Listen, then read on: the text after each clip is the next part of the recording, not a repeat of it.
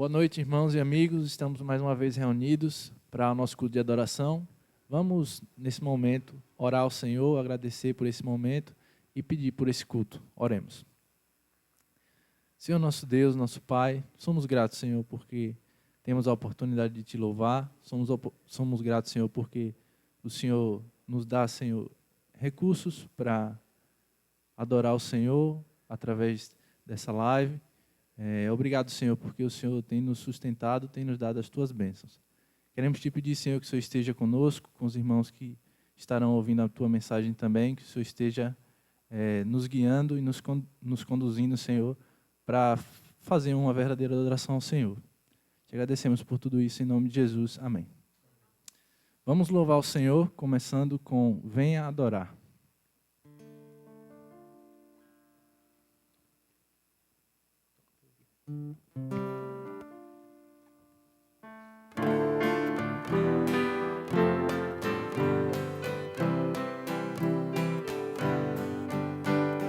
Adoraremos o Salvador, vem adorar o Senhor, força e poder, luz e prazer, vem adorar, adore a Deus, maravilhoso e grande é, vem adorar o Senhor, céus clamarão, Deus honrarão, vem adorar, adore a Deus, vamos louvar a Deus, vem adorar o Senhor, adorarão e cantarão, vem adorar, adore a Deus, o Deus em carne, homem Deus, mediador e o Rei dos céus, venha adorar o Senhor para sempre,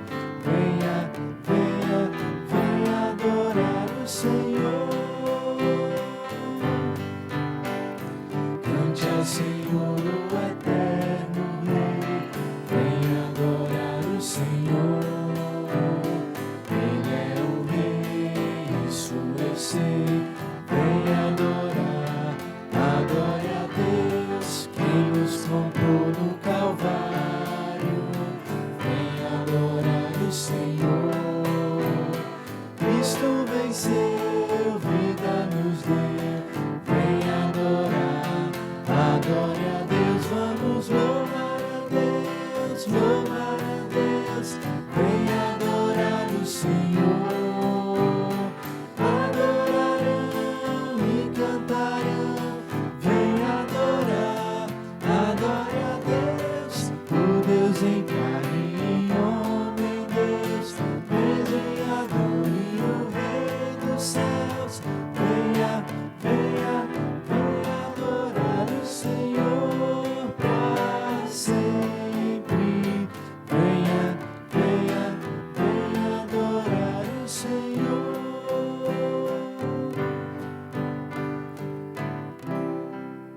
Vamos continuar com Vitória nas Lutas.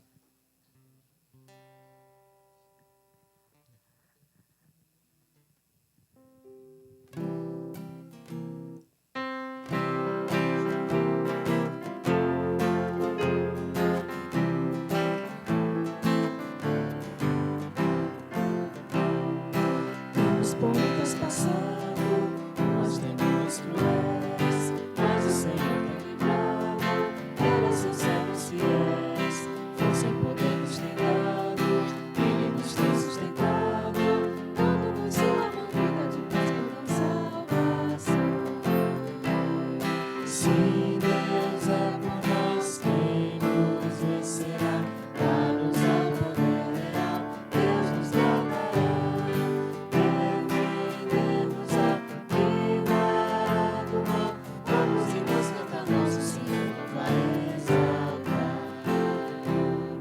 Se Deus nos tem prometido uma vitória cabal, não se tenha esquecido que na palavra real Ele nos tem protegido, tudo nos tem garantido, graça e favor sem fazer, todo mundo está bem nos dá.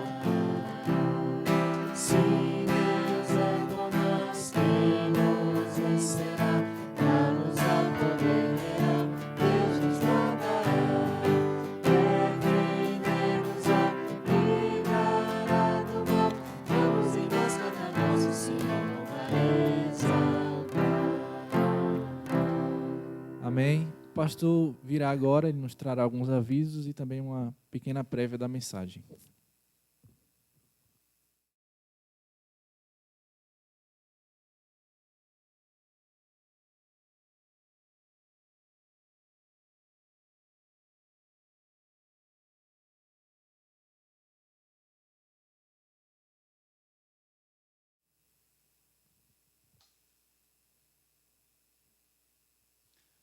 Portanto, meus queridos e amados irmãos, sejamos firmes e constantes, sempre abundantes na obra do Senhor, sabendo que o vosso trabalho não é vão no Senhor.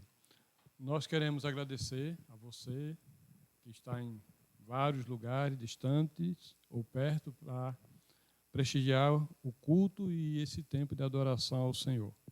Então, que Deus abençoe. Quero repetir, nós somos aqui da Igreja Batista Regular em Maceió, mais precisamente no bairro da Cidade Universitária.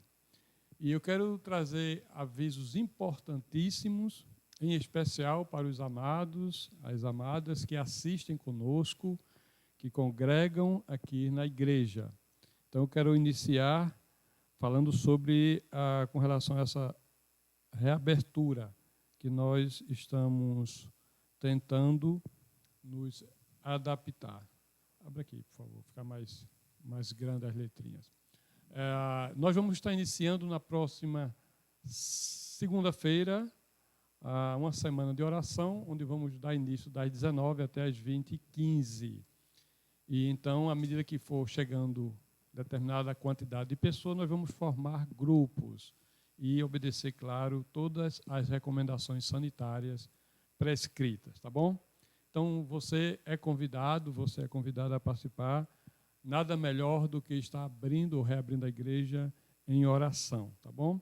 Então, isso vai se dar a partir de segunda até na próxima quinta. E quinta não vai ter culto de oração da forma tradicional, como nós normalmente fazemos. Vamos continuar nesse tempo de oração, nessas noites de oração naquela semana. Então, também no sábado de hoje a 8, dia 18, haverá o reinício das uniões, ou seja, a sociedade feminina, masculina e de jovens, onde todos terão seus departamentos, suas salas e, por grupos divididos, irão estar também tendo um tempo de aprendizado na palavra do Senhor. Tá bom? Então, de hoje a 8, às 18h30 para os homens e em outra sala as mulheres e os jovens, como sempre, às 19h.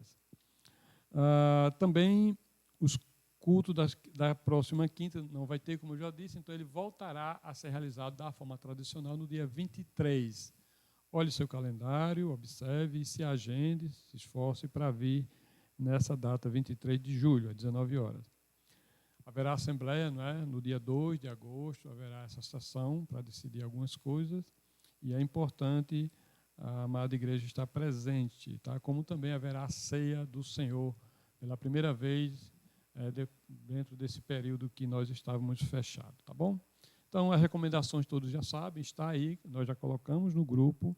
E eu quero lembrar que o encontro de casais, que foi suspenso, sem data ainda incerta, logo no início desse problema que tivemos, da pandemia, e ele foi remarcado para o dia 8 de dezembro, uma terça-feira, feriado. Então, se reprograme.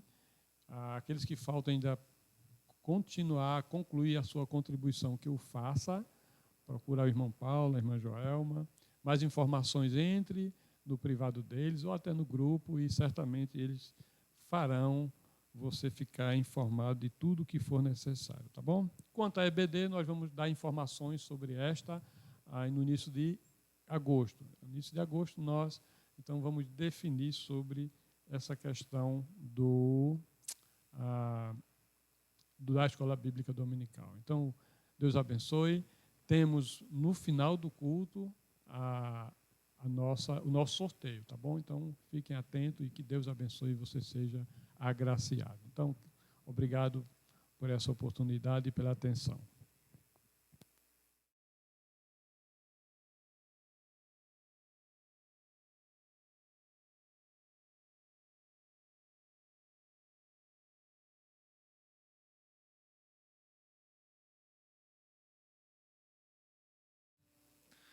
Vamos continuar louvando. Que fiéis nós sejamos.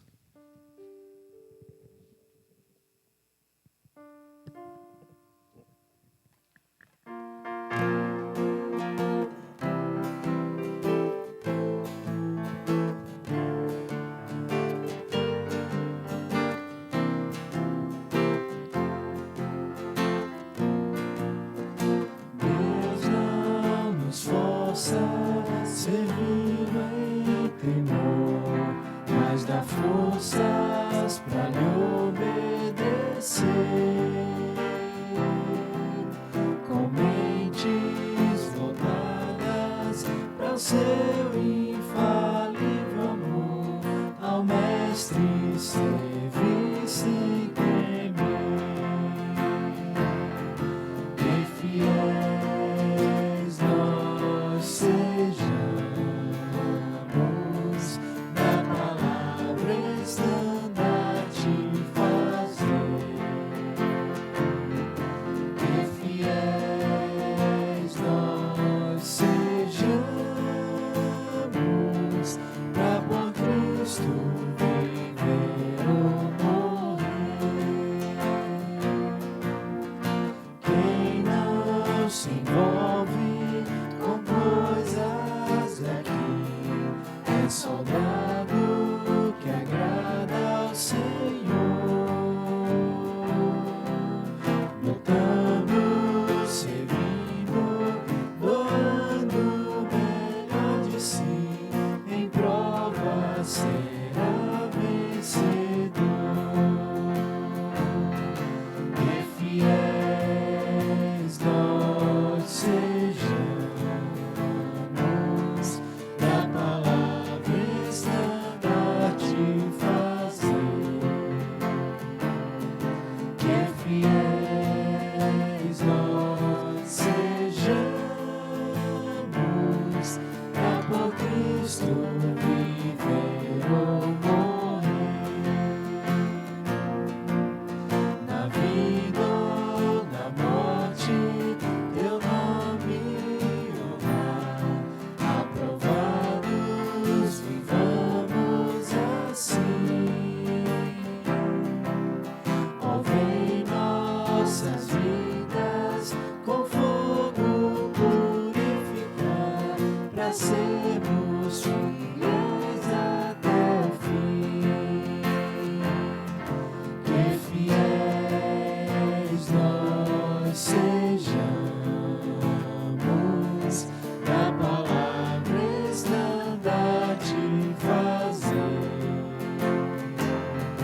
Que fiéis nós sejamos, pra por Cristo viver ou morrer.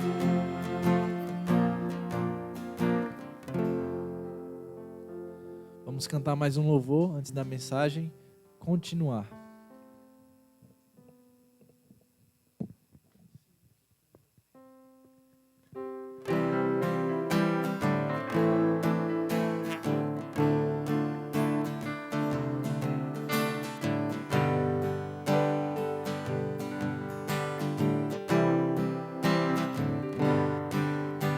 Pensei que tudo podes, meu amado. Nenhum dos teus planos é frustrado. Ainda que com perdas e com dor, eu sempre seguirei a ti, Senhor. Os teus caminhos posso não entender, Senhor, mas sei que tudo é visando meu crescer. Se lutas e tribulações eu tenho que passar, te peço forças pra continuar. Continuar a crer e a confiar.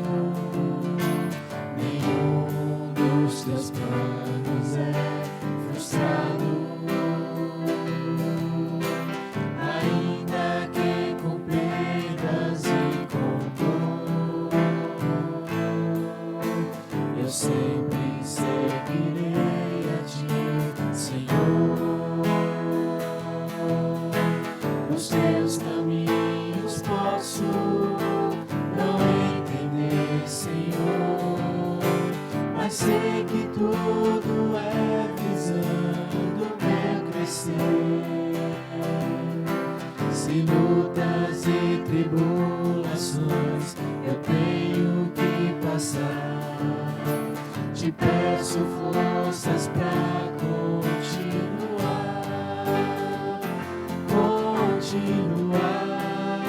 a crer e a confiar no grande amor que tens, meu Pai, por mim. O meu desejo eterno é te adorar e aos teus pés me derramar sem fim. E aos teus pés me derramar sem fim.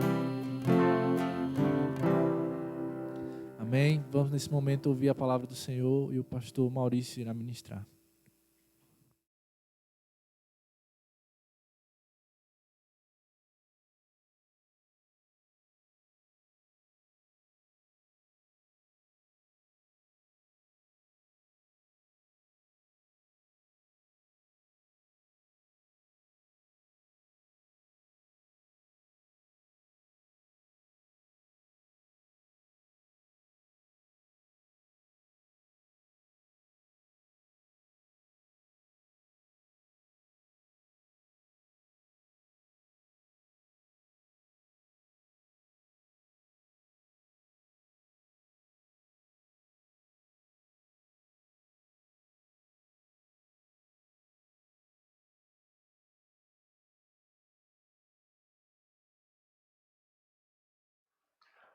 Olá, gente, meus amados e amadas irmãs, amigos. Nós vamos agora, nesse instante, entrar nessa outra parte, que é a mensagem do Senhor para os nossos corações.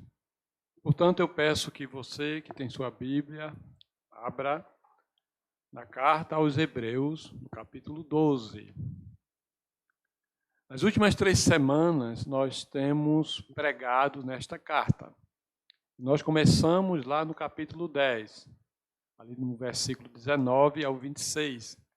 E vimos ali um tema interessante, um novo e vivo caminho. Foi lá no dia 21 de junho. Depois, nos versículos 26 a 39, tivemos o tema perseverança e fé como o único caminho. Foi no dia 28. E no domingo passado vimos o capítulo 11 inteiro, ou seja, demos aquele voo rasante no capítulo 11 de Hebreus e usamos o tema exercício da fé traz perseverança.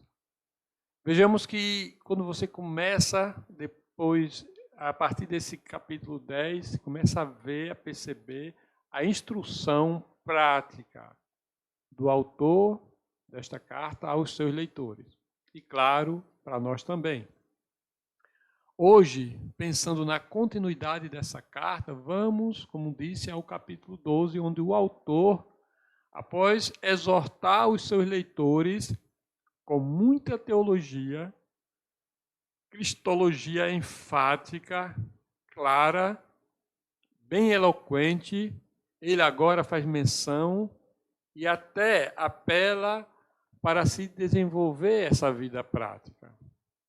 Isso é muito óbvio, muito claro, ali a partir do capítulo 10.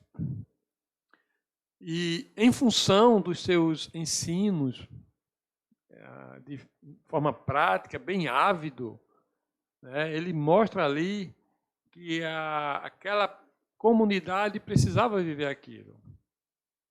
E para quem não acompanhou essas meditações anteriores, para quem não acompanhou nenhuma delas, então precisa se situar, porque nós estamos agora no capítulo 12. Precisa compreender, né, o que está acontecendo aqui, para que ele passe, a partir do capítulo 12, narrar dessa forma muito clara e objetiva a cristologia centrada na palavra, nessa carta. Então, irmãos, é exatamente isso que o autor quer passar. Então, eu queria ler com vocês, capítulo 12, apenas do versículo 1 ao 3. Por favor, acompanhe comigo, se você não tem Bíblia, E se você tem, abra a sua Bíblia. Abra a sua Bíblia, que é muito importante. Você está com ela aberta, aprendendo dela e sendo encorajado como esses irmãos aqui. Diz assim Hebreus capítulo 12, no seu capítulo 12, versículo de 1 a 3. Acompanhe, por favor. Portanto, nós também, pois que estamos rodeados de uma tão grande nuvem de testemunhas, deixemos todo o embaraço e o pecado que tão de perto nos rodeia e corramos com paciência a carreira que nos está proposta. Verso 2. Olhando para Jesus, autor e consumador da fé, o qual, ou seja, esse Jesus, pelo gozo que lhe estava proposto, suportou a cruz, desprezando a afronta, ou a ignomínia, ou a vergonha, né? A afronta, ignomínia, vergonha, é a mesma coisa. E assentou-se à destra do trono de Deus. Considerai, pois, aquele que suportou tais contradições dos pecadores contra si mesmo, para que não enfraqueçais, desfalecendo em vossos ânimos. Vamos orar? Nosso Deus, Pai amado, obrigado, Senhor, por esse momento tão importante, tão maravilhoso que nós temos na Tua Palavra. A Tua Palavra é a verdade. E pedimos que o Senhor nos santifique nela, nos faça crescer, nos faça, ó Deus, progredir, perseverar nessa carreira que nós temos, que nós recebemos do Senhor. E que o Senhor Deus alcance corações em variados lugares, de diferentes pessoas, em diferentes circunstâncias adversas, cada um nas suas mais difíceis, outras menos. E assim como esses leitores receberam essa carta em momentos de aflições, profunda perseguição e incerteza, o Senhor chega, ó Deus, com a Tua palavra também, ante a esses corações que estão sofrendo de forma insegura e sem paz. Que o Senhor, a nossa paz, nos abençoe. Essa é a nossa oração em nome de Jesus. Amém.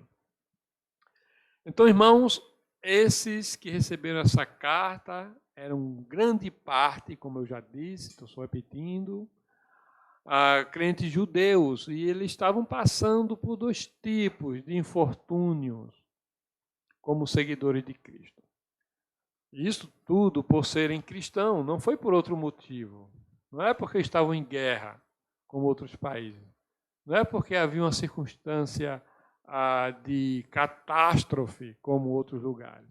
Eles estavam sendo perseguidos por parte da sociedade e pelo governo. O governo, é bom lembrar, era o Império Romano, que não aceitava a citação de outro Deus senão César. Os irmãos sabem desse contexto. César ele era tido como um Deus, ele devia ser adorado. Então, havia essa perseguição porque muitos se levantavam dizendo, eu sou cristão, eu sirvo agora ao Senhor Jesus Cristo. Então, diante disso, eles sofreram muita perturbação, prisão, tortura, perda dos seus bens. Já falei isso, estou repetindo, é verdade, porque às vezes alguém não assistiu às mensagens anteriores. Então, era essa a realidade deles. E, por outro lado, eles recebiam também a pressão dos religiosos. Olha aí a verdade. Religiosidade faz isso, ela persegue.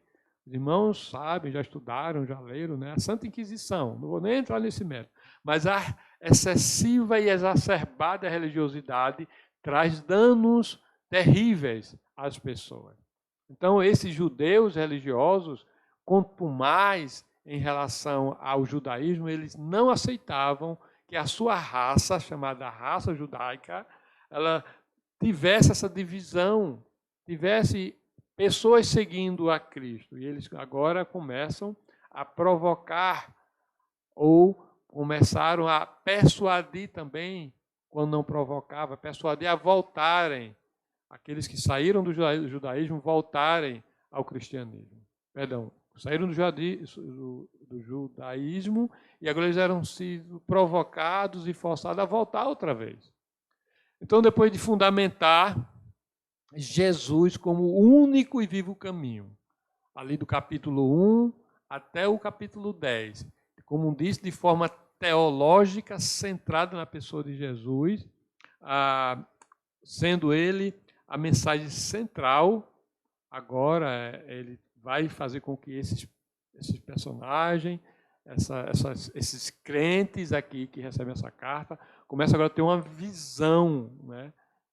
Uma visão diferente do que eles estavam tendo ou sendo persuadidos a ter.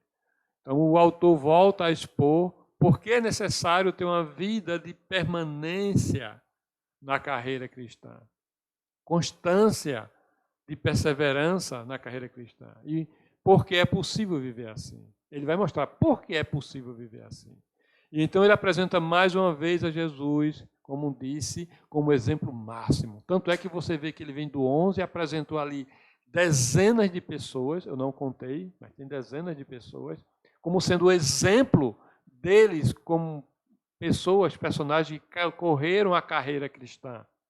Mas agora, ele vai apontar para Jesus. Ele vai dizer agora este, no capítulo 12, é o exemplo maior.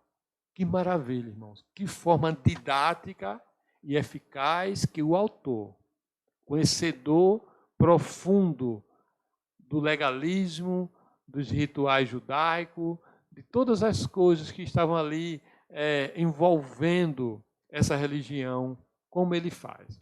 Exatamente de uma forma excepcional, maravilhosa. Porque ele agora vai apresentar Jesus. Né? Então, para que esse Jesus pudesse ser o espelho, né? Então agora o autor ele volta a fazer isso, e porque é necessário ter uma vida de permanência na carreira cristã, e porque é possível viver assim, ele vai então voltar-se para essa verdade. E aí, irmãos, a figura que ele usa no capítulo 12 é a figura de uma competição. E usa essa imagem, essa figura, essa ilustração para comparar a nossa vida cristã dentro dessa realidade que nós vivemos. Nós vivemos dentro de uma realidade também como uma competição cristã. E nesse sentido, podemos tirar algumas exortações importantes para nós nesses 3 versículos. E a minha oração é que todos possam, ao terminar essa mensagem, considerar suas vidas.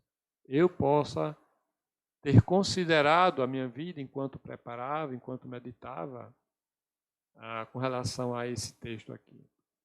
Se estamos usando nossa fé pelos próximos, pelo menos, todo o resto da nossa vida, né? Como está aí mostrando no texto. Então, a primeira coisa que nós vamos observar é que existe uma nuvem de espectadores nos observando.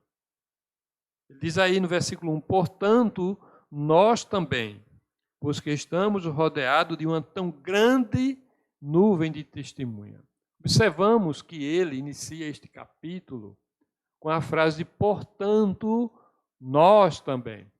Ou seja, portanto, a palavra portanto, substituindo-se por logo, então logo nós também. Ou podemos substituir aí, por consequência, nós também. Por isso, nós também. Em vista disso, nós também. Então, veja que ele vai trazer uma ligação do capítulo 11 ao capítulo 12 e mostrar que nós, eles, o escritor e o povo que recebe essa carta, e claro, nós também, estamos inseridos nesse contexto. Em que contexto? Quando ele narra o capítulo todo 11, ele diz, portanto, nós também. Então, veja que nós estamos envolvidos nessa malha de personagem que devemos continuar no processo da carreira viva da fé. Então, nós também estamos no mesmo processo, na mesma carreira, tendo as mesmas dificuldades de luta e o desafio de viver uma vida cristã assim como eles viveram. É isso exatamente que o autor quer mostrar. Essa competição sob tanta pressão, sob tamanha pressão. Irmãos, precisamos nos dar conta de que nós estamos vivendo assim. E o problema é que a Igreja do Senhor, nesse contexto atual, eu vou falar de outros contextos que eu não estive presente, apesar de que a história ela não mente, muito menos a Bíblia. Mas no contexto atual, a gente percebe como os crentes, como a Igreja do Senhor está vivendo. Como se nada tivesse acontecendo, no sentido de que, pastor Igor, você quer que faça o quê? Que faça o quê? Que testemunhe mais, demonstremos mais vidas transformadas, conquistemos mais vidas e almas para o Senhor. A igreja se mobilize mais nessa questão de evangelizar e de se resignar em tamanhas injustiça, ser resiliente nesse mundo terrível. É isso que a igreja precisa ser, e não ela ficar andando como se a onda estivesse levando naquela direção e estivesse tudo bem. Porque os outros estão fazendo, estão vivendo, está tudo bem. A igreja ela é separada pelo Senhor, para o Senhor. E é isso que eu estou mostrando, que nós, como os personagens do capítulo 11, também estamos inseridos nesses desafios de exercer a fé deixando ir, se entregando, renunciando, às vezes até carreiras, às vezes relacionamentos, certos relacionamentos, porque a minha fé não me deixa me envolver com certas coisas. É isso. Então, dentro dessa figura, como eu falei de competição, o autor ele vai falar dessa testemunha que nós estamos também sendo aqueles que recebem o bastão deles, como numa corrida. Essa é a figura. Então, irmãos, esses irmãos que o autor faz referência, elas são testemunhas que concluíram sua corrida com honras, recebendo suas medalhas ao fim dessa corrida. A ideia é como se ele falasse, olha, veja que vocês estão diante de uma tão grande nuvem de testemunha. Ou seja, eu vou traduzir melhor. Olha como vocês estão agora sendo filmados. Você já viu aquela frase, né? Você já sendo filmado? Ou seja, para lhe deixar se ajeitando um pouco mais, ou seja, para você ficar mais tímido. Opa, eu não vou fazer certas coisas aqui, porque eu estou sendo filmado. Então ele está dizendo, olha, vocês estão sendo aí filmados por muitas testemunhas, que lá no passado venceram essa carreira. E eles torcem, eles querem que vocês prossigam com esse bastão e cheguem até o final. É isso que ele está dizendo. Então eles foram exemplo para nos encorajar e a permanecer nessa carreira. Essa carreira que às vezes parece sem sentido, sem resultado, sem futuro e sem propósito. Talvez você já tenha pensado, rapaz, que negócio sem futuro, esse negócio de vida cristã. Talvez entrei numa furada. Será que alguém já pensou assim? Em momentos difíceis, investindo meu tempo, quebrando cabeça com fulano, ou quebrando cabeça com um grupo, ou com um ministério. Que negócio, eu podia estar indo para tal lugar, aproveitando. Às vezes nós chegamos a essa conclusão. Será que você não já se sentiu assim? Ou será que você não está se sentindo assim? E você esquece que está sendo filmado, esquece que está sendo encorajado, tem pessoas torcendo por você. E aí eu faço a referência dos heróis da fé, que são testemunhas, que estão aplaudindo, que estão lhe incentivando. É essa aqui a ideia desse texto, dessa frase inicial. Sabe, irmãos, será que você já se sentiu assim, sem a menor esperança e ânimo para continuar o seu chamado nessa carreira fiel de fé? E não foram poucas as vezes, né, eu mesmo que pensei isso. Algumas vezes, sim, eu pensei em desistir. Talvez aconteceu já, talvez não, certamente, uma ou duas vezes de eu chegar a decidir de desistir. Graças a Deus foi apenas momentaneamente. Desistir de parar, de correr essa maravilhosa carreira. Mas sempre que me vêm esses pensamentos, irmãos, o remédio, a solução é olhar para a cruz. Aliás, é o próximo ponto, né, que nós vamos ver. Então, após essa frase, portanto, nós também, que estamos rodeados de uma tão grande e nuvem testemunha, o texto passa a dar agora instruções sobre o nosso comportamento prático, o comportamento prático que aqueles crentes deveriam seguir. E como nós, irmãos, estamos seguindo. E essas instruções são, por exemplo, instruções a serem seguidas nessa carreira da fé, versículo 2, deixando todo o embaraço. Olha aí, versículo 2. Deixemos todo o embaraço. No original é usada essa frase para todo o que pode, tudo aquilo que pode pesar, que pode atrapalhar na competição. A corrida precisava ser feita com mais leveza. E hoje, daquela época de Atenas, da Grécia, até hoje, foi se desenvolvendo o tipo de tecido, de sapato, as coisas para deixar o atleta mais solto. Então ele faz essa ilustração. A vida cristã exige que desistamos de qualquer coisa que nos atrase, que nos impeça, que nos embarace. De chegar a desenvolver e até o final o nosso relacionamento com Deus. Então isso é deixar o embaraço que está aqui no texto, deixemos todo o embaraço deles que os impediam de continuar a carreira cristã, já foi falado várias vezes. E qual foi, pastor? Era colocar rituais, culto, sacrifício, Moisés, anjo, todas essas coisas acima ou igual a Jesus. Então isso impedia deles crescerem. Então no mesmo processo, no mesmo caso, às vezes tem coisas na nossa vida que nos impedem de crescer para vencer essa intensa carreira cristã. Você sabe do que eu estou falando. Coisas que lhe impedem de desvencilhar.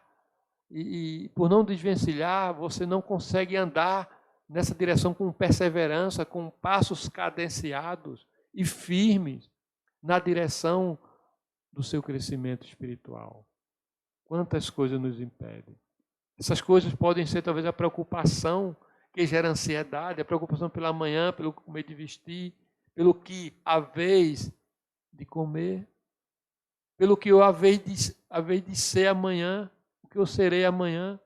Ou seja, ansiedade e solicitude das coisas da vida. Jesus mostrou isso. Isso impede às vezes a gente de correr a carreira, de triunfar na carreira. Às vezes, irmãos, a falta de confiança, de entregar a nossa vida a Deus nos paralisa. Isso é um fato. Às vezes até um relacionamento, um namoro com uma pessoa que não nos impulsiona, não nos ajuda, não nos exorta ao crescimento e a gente continua ali, a gente fica estacionado. E quando muito bom é ficar estacionado. Muitas vezes regridem, vai andando, dando passos para trás, daí a pouco se afasta do Senhor, esquece de tudo que aprendeu. É isso.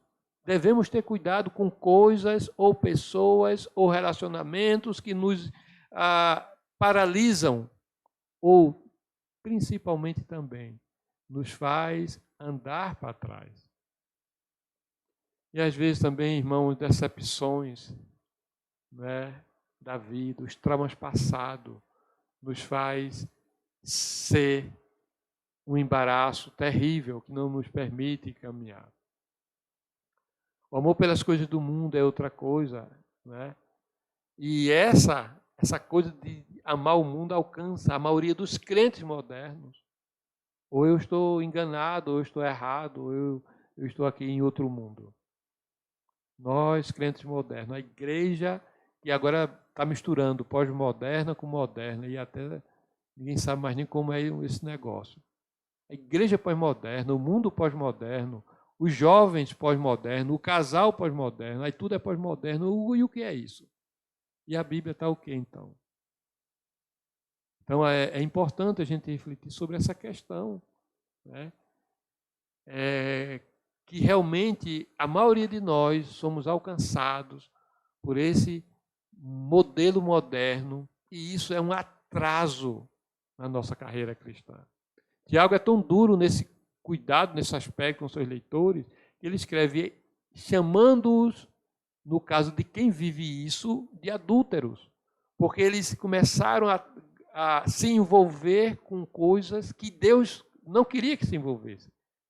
Se relacionar com coisas e pessoas e nações, grupos que Deus não queria. Então Deus chama aquele povo, o qual Tiago escreveu a carta, que eram crentes ali da Ásia, de adúlteros. E ele diz: adúlteros, vocês não sabem que a amizade com o mundo é inimizade contra Deus?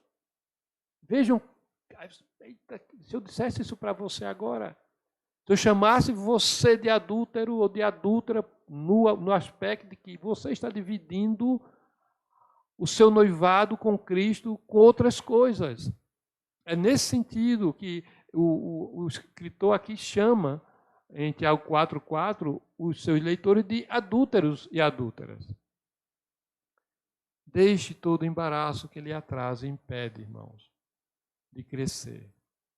Jogue para fora, ouse temer ao Senhor, ouse amar o Senhor, ouse desembaraçar-se para servir ao Senhor. Tome essa decisão.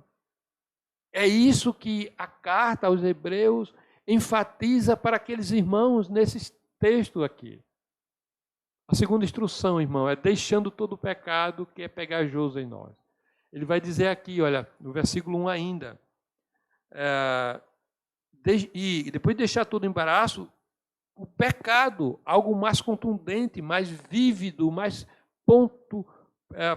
prático, diariamente na vida da pessoa. Então tem o embaraço, que são coisas que a gente fica querendo se ajeitar, mas aquilo impede o crescimento. E agora ele fala do pecado, que de fato trava qualquer tipo de caminhar. Imagine um corredor, a ideia, um corredor que ele vai correr a carreira cristã com 2 bolas de 3 quilos cada uma na perna amarrada. Ou seja, ele está acorrentado a essas pedras, essas bolas. A mesma coisa somos nós nessa carreira quando a gente está servindo ao pecado. Nós estamos ali sucumbindo, sem forças, porque a gente sabe desatar o nó daquelas amarras, quebrar o cadeiro, a gente sabe, é quando a gente se humilha diante do Senhor. É só isso, confessa-o como nosso Deus, o Senhor, aquele que pode arrancar essas amarras. A gente não faz. Então, ele diz aí, e o pecado que tão de perto nos rodeia. A tradução revista e atualizada diz o pecado que tenazmente nos assedia. Esse termo, essa frase usada aqui, quanto ao pecado, parece sugerir que é muito mais difícil se soltar. Como eu disse, é a ideia de que estamos presos a uma bola de ferro quando da carreira cristã. É algo como uma coisa que não larga, pegajosa. Ela é insistente, ela é persistente e mais perseverante do que nós em direção a Cristo. Veja que contraste temos aqui. Então, é essa coisa pegajosa, né? É uma teia ou uma rede que envolve, que nos prende, nos sufoca, até nós nos acomodarmos a ele, a esse pecado, a esses pecados. E o autor aqui, então, ele está falando desse pecado particular, daquele que se diz adorador. Existia aqui, nesse contexto de Hebreus 10 e 11, ou todo o contexto de Hebreus, todos os capítulos, de adoradores que se achavam autossuficientes por estarem fazendo aquilo que era ritual antigo. Então, aqui é exatamente isso. Aqueles que se diz adorador, mas que resiste como um incrédulo a renunciar ao conjunto de leis, a renunciar ao conjunto de cerimônias estabelecidos por uma religião. Aqui é o problema. E nesse sentido, ele não coloca Jesus como no seu devido lugar, não dando a sua devida honra, que é acima de tudo e acima de todos. A gente viu isso lá no capítulo 1, versículo 1, que Jesus, do 1 até o versículo 3, que Jesus está acima de todos. As religiões, infelizmente, fazem isso, colocam Jesus no mesmo nível de todas as outras coisas, ou abaixo. Muitas religiões fazem isso. Elas deturpam a obra sacrificial de Jesus. Elas anulam o poder salvador e restaurador que Jesus tem e que ele conquistou na cruz por nós. Boa parte dessas religiões, irmãos, estão afastando as pessoas de Deus. Sob o pretexto de que todos têm Deus no coração. Eu já falei isso, eu falo sempre. Essa é a mais enganosa e falaciosa frase e compreensão que as pessoas têm de Deus, achando que eu tenho Deus no coração. Não é verdade. Esse argumento não se sustenta biblicamente. Isso eu posso mostrar em vários textos. As pessoas aprendem a recusar o ensino bíblico e o sistema perfeito da salvação. Só por meio de Jesus Cristo é que ele é possível. Então, é complicado. As pessoas acham que é a sua forma de ver com relação a Deus que vale. É o meu sentimento que vale. Infelizmente, esse é o tipo de pecado pegajoso que aqueles irmãos estavam vivendo. A religião entranhada dentro deles, na vida deles, coisas estabelecidas de forma antiga, que o autor chama de arcaico, de passageiro, que era apenas para apontar para Jesus o que eles faziam como sacrifício, etc., mas eles não aceitavam. Até hoje, os judeus não aceitam Jesus, não aceitam-o como Messias, o Salvador. Os judeus, infelizmente, estão aguardando a Cristo. Que tristeza. Aquele Cristo citado no Velho Testamento, em Isaías 53, parece que eles não leem Isaías 53, porque ali aponta de forma clara e completamente compreensível que ali esteve, há 2000 anos atrás, o Messias. Então, essa é a verdade dessa questão do pecado que é pegajoso. Vamos para outra terceira instrução. Correr com paciência toda a carreira da fé. Esse é praticamente o tema que nós estamos trazendo, né? Como assim uma frase principal para amarrar todo o contexto. Quando um jovem atleta, irmãos, vamos ler o versículo 1, que ele diz ainda, e com paciência, né, e corramos com paciência a carreira que nos está proposta. E corramos com paciência, ou outra tradução, a revista e atualizada, diz com perseverança. Aí a ideia encaixa-se as duas palavras. Aquela paciência perseverante, ou aquela vida perseverante em cima de uma paciência. Então, elas se completam aí com relação ao contexto. Então, a ideia, irmãos, eu queria uma ilustração. Quando o jovem atleta está iniciando sua carreira de competições, ele vai descobrindo ali pouco a pouco qual é a sua modalidade mais eficaz, onde está o seu forte. Se é uma corrida de 100 metros, se é uma corrida de 200, se é uma corrida de 800 metros, se é a de 1.500, se é a de 5.000. E aí vai, a de 10.000, em 15, 21 e a maratona, né? Aqui na igreja tem alguns que querem chegar lá. Louva a Deus por isso, viu? Se fosse o meu tempo, eu ia dar trabalho a essa turma, mas meu tempo já passou.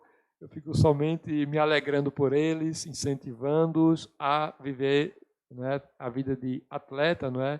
Mas não para uma competição, mas para manter a forma.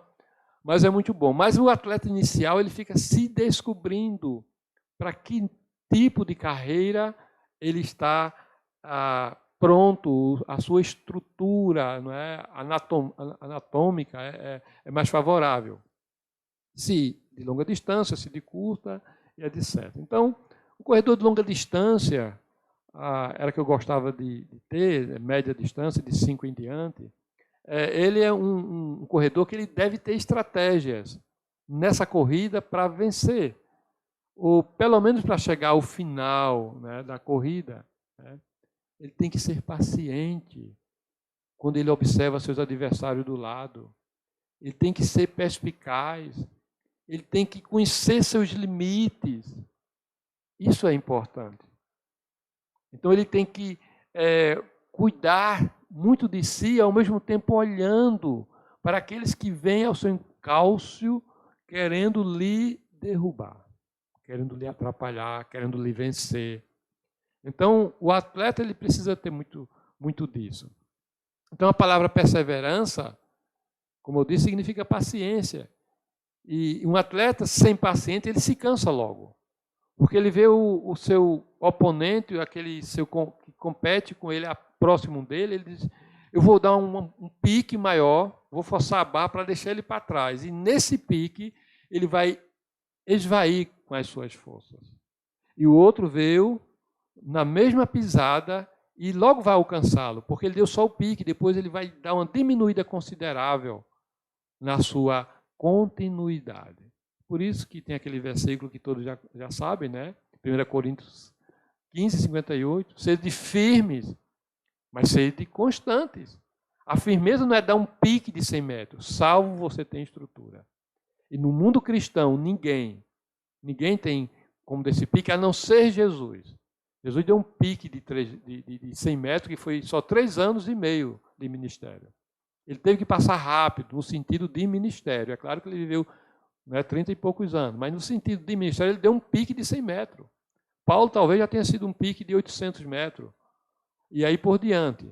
Mas nós, que no nosso contexto vivemos bastante tempo, precisamos saber o pique que devemos manter e perseverar com paciência no nível em que nós vamos chegar lá. Portanto, é importante a gente estar preocupado com isso. Então, como eu disse, assim também somos nós na carreira cristã. Se nos faltar paciência nessa carreira, nós vamos desistir na primeira pressão que sobrevier a nós. Seja aquela pressão, no sentido da desarmonia conjugal, aquele sofrimento, aquela fase, aquela vida que não tem paz dentro do lar, o casal que vive nessa pressão, às vezes se odiando, morando juntos, mas separados. Isso são coisas tristes que nós, às vezes, sabemos que existem. A decepção constante com filhos crescendo e ficando cada vez mais rebeldes. Isso é algo triste. Isso também faz com que nós percamos a paciência e diminuamos a cadência e a nossa carreira, às vezes, está incerta. Às vezes, isso é triste quando a gente perde o emprego, a gente não confia no Senhor, perde a confiança, ou ela diminui. E a dor, a perda do emprego, por exemplo, é algo terrível, que abala a vida das pessoas. Quando a pessoa está com um divórcio em curso, está mais para separar do que para não. Então, aquela doença que não teima em ter cura. A dor física cada vez mais aumentando. São coisas que, às vezes, definham a nossa fé, que destrói a nossa alegria e que a gente fica sem testemunho. E, claro, portanto, ficamos sem chegar na carreira final de forma perseverante e fiel. Então, todas essas coisas, muitas vezes, nos fazem desviar o nosso olhar de Jesus. Muitas vezes nos faz acreditar que Ele não está sendo justo, não está entendendo a nossa dor. Mas, irmãos, olha para o que o autor diz em capítulo 4, eu quero ler para vocês. Você pode abrir sua Bíblia para capítulo 4. Capítulo 4, versículo 14 e 16. É importante fazer essa leitura, que ela é curta e ela é para um bom momento. 4, 14 diz assim: visto que temos um grande sumo sacerdote, Jesus, Filho de Deus, que penetrou nos céus, retenhamos firmemente a nossa confissão. Retenhamos, ou seja, continuar firmemente a confissão de que Ele é o nosso sumo sacerdote, Ele é o nosso Deus, Ele é o nosso Senhor, Ele é o nosso Salvador. Versículo 15, porque não temos um sumo sacerdote que não possa compadecer-se das nossas fraquezas. Olha que maravilha! Jesus não está assentado à direita de Deus somente assistindo, indiferente com a nossa dor, com a sua dor. Irmãos, isso é algo tremendo. E aí ele vai dizer, porém, temos um que, como nós, em tudo foi tentado. Jesus também, como nós, em tudo ele foi tentado. E mesmo ele sem pecado, ele sem nenhum pecado. Ele está mostrando isso. Ele foi tentado, ele sofreu. E o nosso sofrimento é por conta do nosso pecado. É por conta do pecado que adentrou no mundo, nos alcançou. E muitas vezes nós comungamos com esses pecados. Partilhamos desse pecado. Então, ele está mostrando que Jesus, ele sem nenhum pecado, ele sofreu por nós, ele sabe o que nós passamos. E, portanto, enfim, ele diz, cheguemos-nos, pois, confiadamente a esse trono da graça, diante do Senhor, porque ele libera graça, ele nos dá paz, ele nos dá escape, para que possamos, então, alcançar misericórdia diante dele e achar graça diante dele, a fim de sermos ajudados por ele no tempo oportuno. E aqui é o problema, qual é o tempo? O tempo em que eu vou sofrer para toda a vida, por tantos anos, até a morte? Não sei. Mas ele é o Senhor que está se condoendo, sofrendo com a sua dor, com a minha dor, com a dor desse mundo. A Bíblia diz que a natureza, nós, crentes, o mundo, tudo geme por conta do pecado, e Jesus está triste, sofrendo por tudo que aconteceu no mundo e pelo que está acontecendo em especial. Olha aí para esses versículos. Leia, marque eles, e saiba que o seu Senhor, ele não está lá com aquele bastão na mão, com aquela cara sisuda e só querendo castigar, não. Lembre, você tem um Deus de amor. Você tem um Deus que está preocupado com o seu coração, está preocupado com o seu emocional, está preocupado com a sua qualidade de vida terrena. Ele está preocupado com os seus relacionamentos. Ele não quer nós vivendo qualquer vida de separação, o distanciamento dele. Irmãos, notamos que Jesus se compadece das nossas fraquezas. Ele lamenta, ele se lastima, ele se comove, ele se sensibiliza. O texto quer dizer que ele sofre a nossa dor.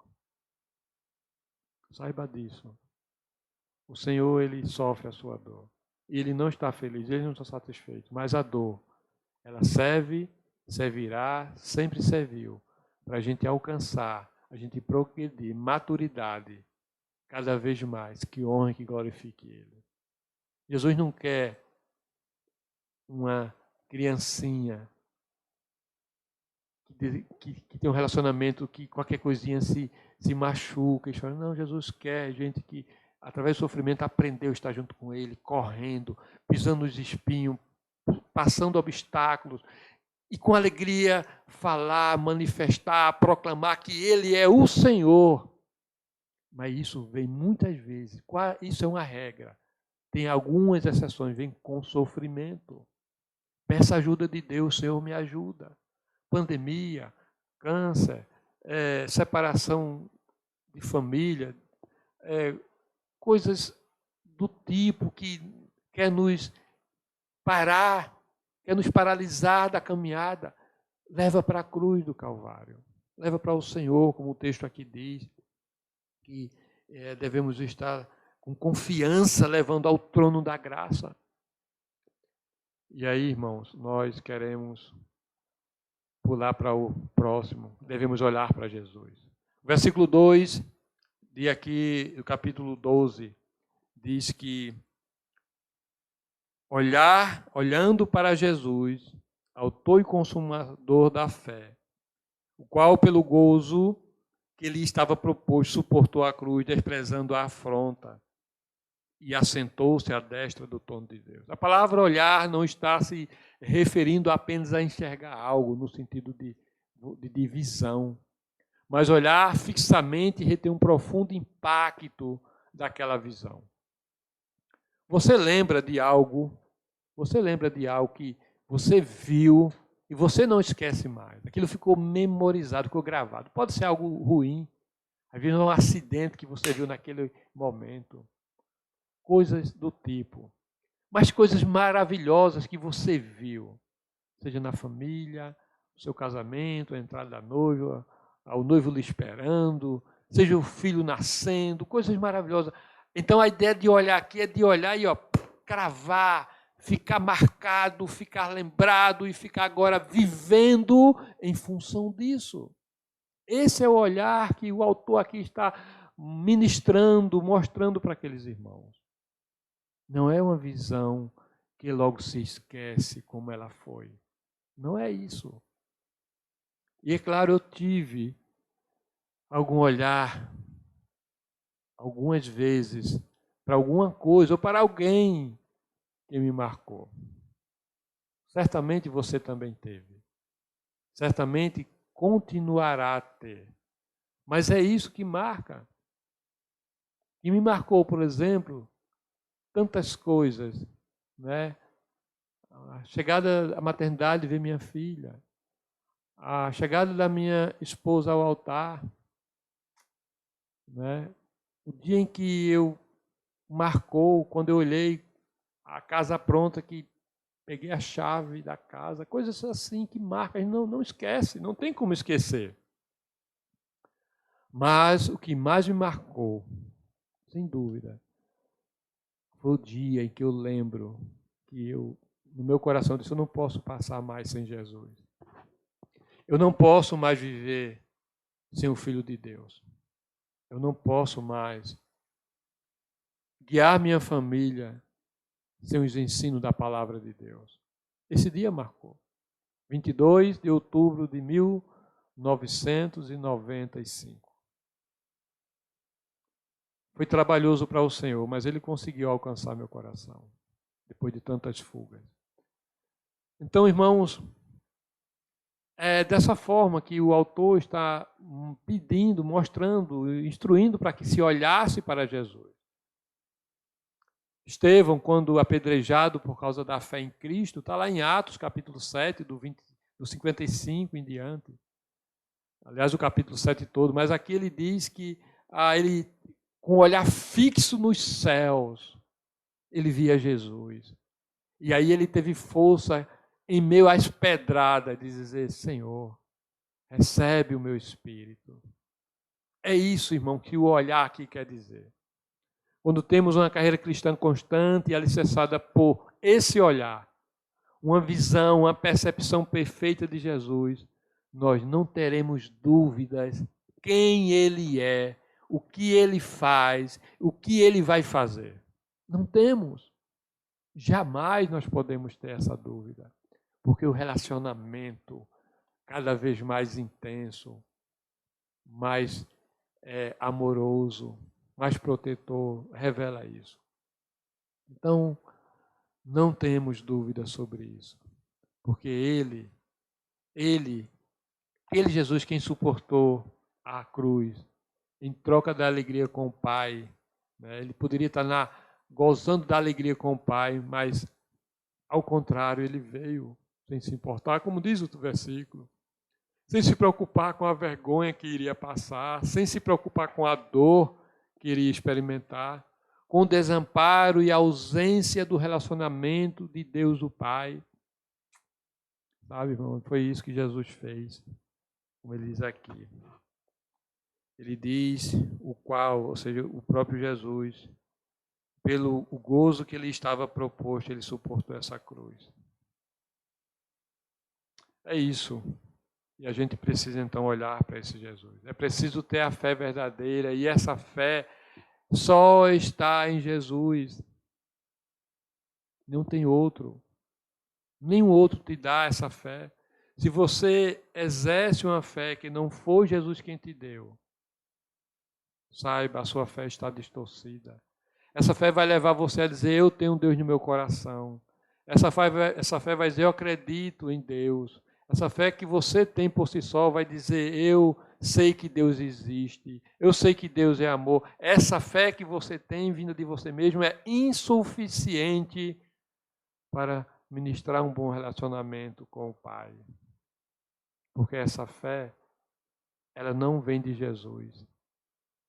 A fé que vem de Jesus é somente e somente a partir quando nós nos convertemos, nos entregamos a Ele, reconhecendo o Senhor. Eu sou pecador.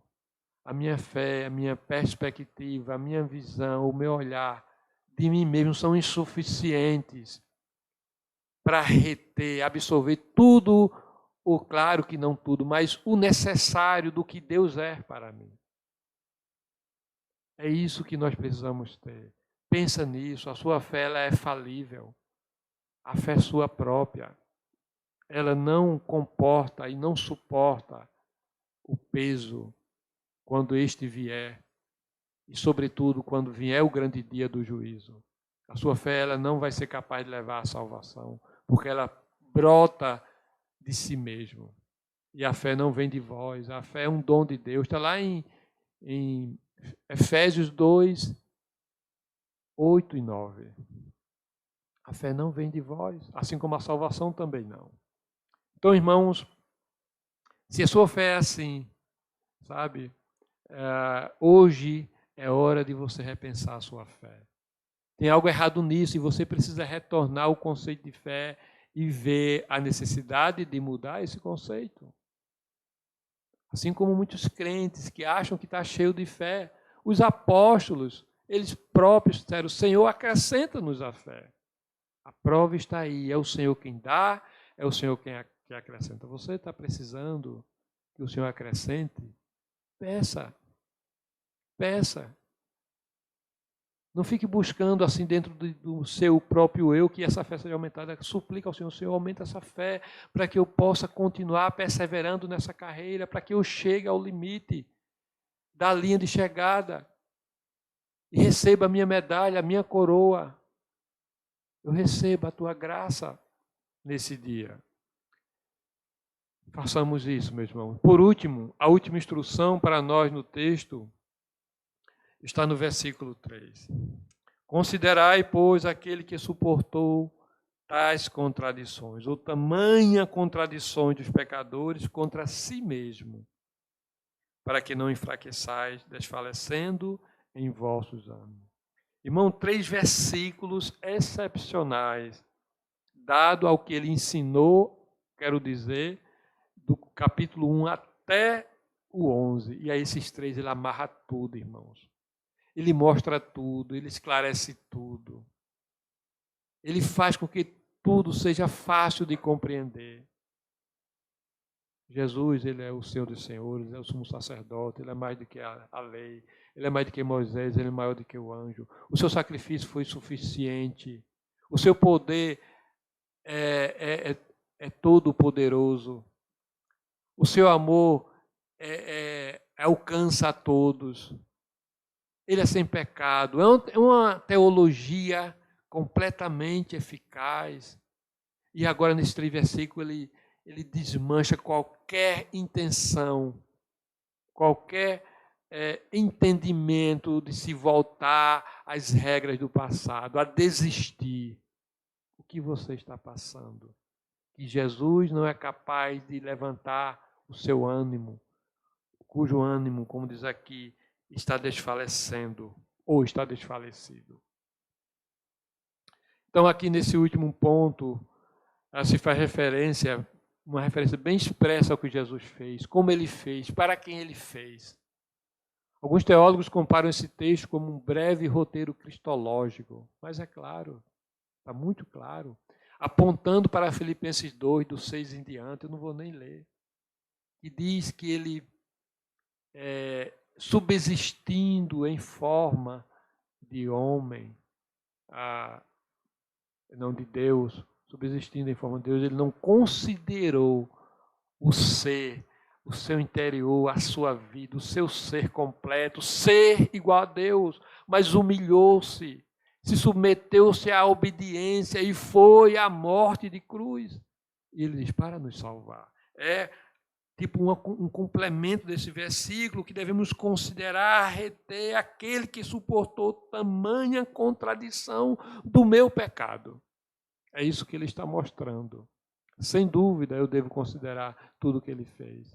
Eu devo meditar em tudo que ele passou por minha causa. É isso que o autor está dizendo. O seu sofrimento devia ser tanto maior quanto representava aquela ignomínia, aquela vergonha, aquele escândalo, aquele escárnio. O rei sendo humilhado pelos seus próprios vassalos. Isso na cultura daqueles tempos bíblicos e até hoje em lugares que tem reis. Isso é impensável, sequer impensável, ou seja, digamos que não tem uma palavra que está no dicionário. Como você vai divulgar, falar, expressar uma palavra que ela não existe no dicionário? Ou no vocabulário popular do dia a dia? Não existe. Então, aqui é a ideia. Era impensável vassalo humilhar o seu rei de tamanha forma e vergonha. É isso que o autor aqui está mandando que aqueles leitores considerassem, observassem, retessem o que Jesus fez. A crucificação era considerada extremamente vergonhosa, perversa, dolorosa. O tema do desprezo de Isaías 53 estava aqui incutido. Estava presente aqui no que o autor estava dizendo, e os judeus sabiam disso. Que ele foi levado para um matadouro como um cordeiro e não falou, não reagiu para pagar o pecado de todos nós.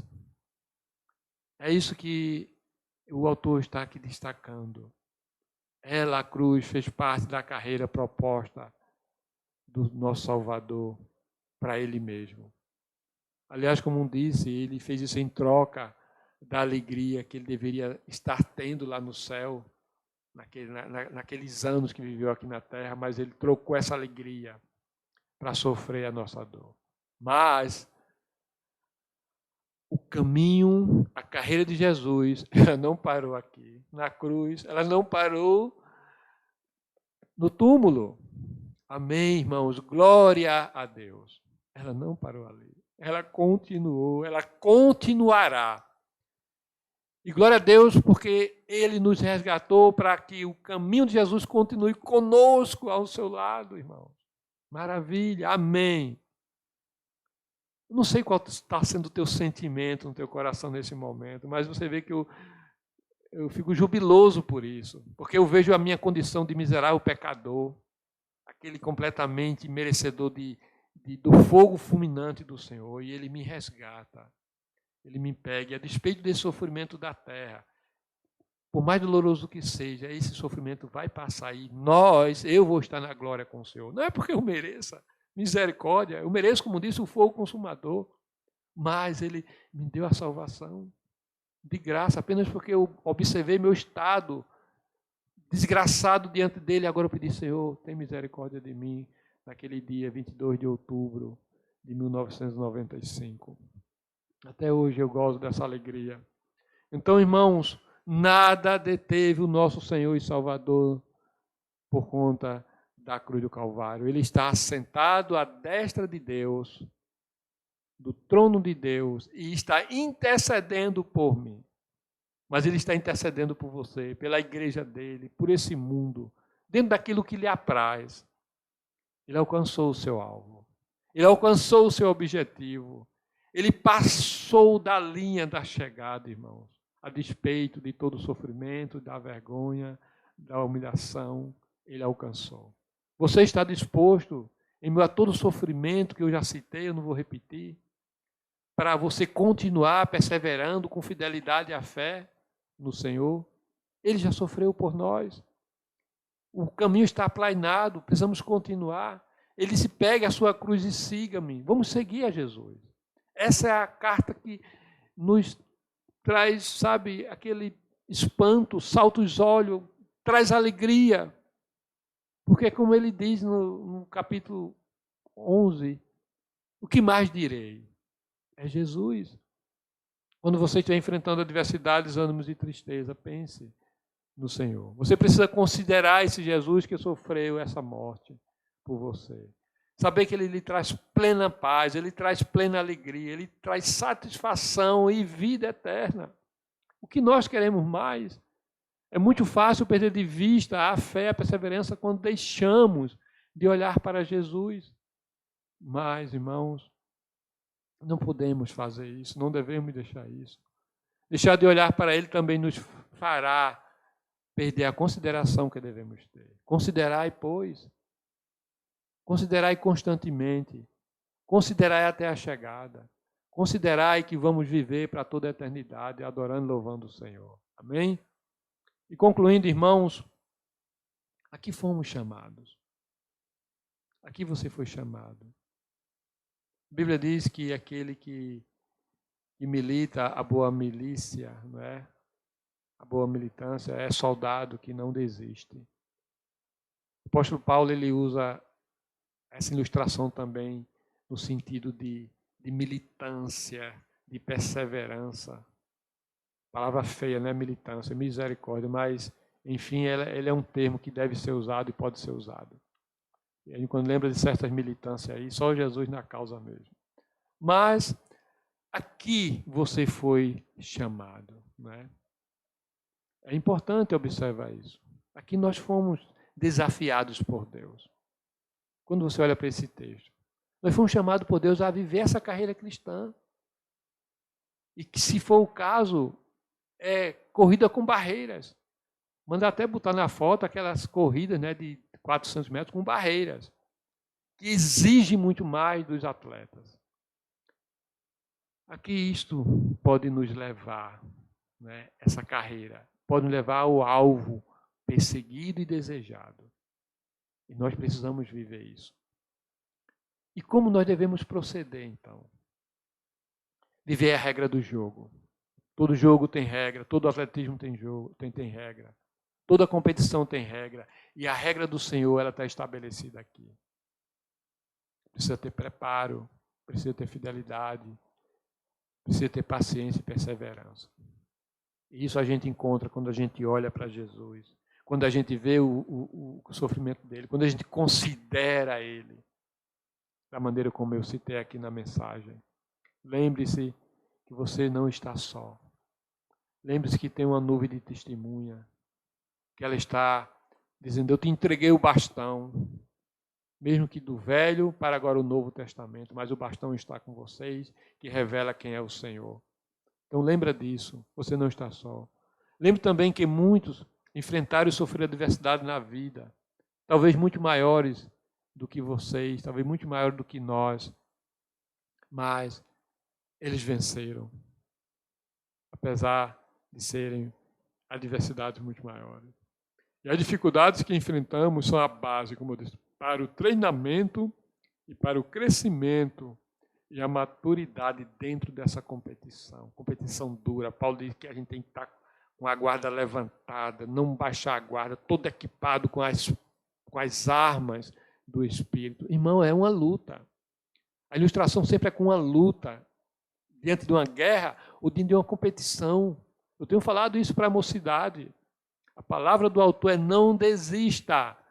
E a minha oração, o meu pedido nessa noite, é que você desenvolva a sua carreira. Não desista. Desembarace de tudo aquilo que te impede. Persevere com o Senhor. Porque é Ele que te faz perseverar. Ou seja, quando eu digo persevere, é quando você está aos seus pés, Ele te dá toda a capacidade de perseverar. Porque perseverar por mim mesmo eu não consigo. Eu quero correr, eu quero fugir, eu quero desistir. A minha carne quer isso. Continue correndo, que terás certamente a vitória na linha final. Lá na chegada, aqueles que são as nuvens de testemunha vão estar junto conosco nos aplaudindo. Não porque merecemos, mas porque nós fomos usados por Deus para chegar lá. Amém? Que Deus possa fortalecer o seu coração. E que a partir daqui, ele vai dizer que em função de todo esse ensino, agora nós devemos viver sob exigências de regras dessa competição, ou seja, viver para o Senhor em comunidade, como nos comportarmos. E eu pretendo continuar mostrando à igreja, mostrando aos irmãos que essa regra continua. Perseverar na fé também requer eu ter uma comunhão com os irmãos a ponto de eu fazer com que eu não seja pedra de tropeço, eu tenha algum tipo de comportamento que não macule a imagem de Cristo e aí por diante, como comunidade. Amém? Deus abençoe. Orem pela nossa volta, continue orando para que Deus nos fortaleça e que nós sejamos a igreja do Senhor e não a igreja adúltera do Senhor. Amém? Deus abençoe. Obrigado. Nós vamos ter o sorteio, não esqueça, tá bom?